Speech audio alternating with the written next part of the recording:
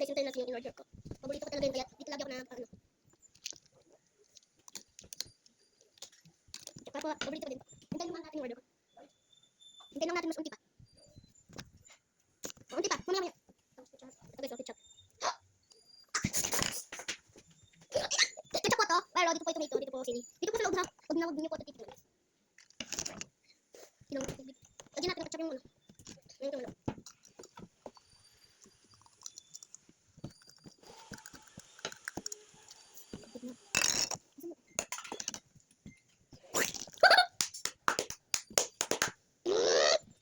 Kailangan ko pang tubig. Nasa yung isa ko pang order.